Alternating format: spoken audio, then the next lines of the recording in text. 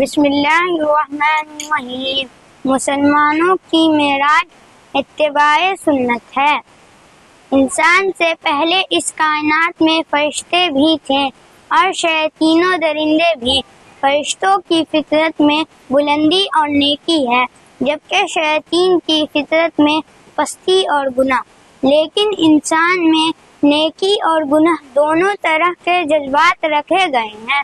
اس کی فطرت میں فرشتوں کی سی خصوصیات بھی ودیت کی گئی اور حیوانوں جیسے جذبات بھی، اور پھر سفر معراج کے ذریعے انسانوں کو بتا دیا گیا کہ اگر وہ فرشتوں سے بھی بلند تر پرواز چاہتے ہیں تو صاحب معراج صلی اللہ علیہ وسلم کی سنتوں پر چلے اور ان کے نقش قدم کی پیروی کرے۔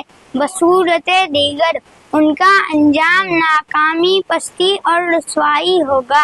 اللہ والوں کا قول ہے، رسول اللہ صلی اللہ علیہ وسلم کی معراج آسمانوں سدرۃ المنتہا اور عرش تک پہنچنا تھا، اور ہمارے معراج آپ صلی اللہ علیہ وسلم کی نقش قدم تک پہنچنا ہے۔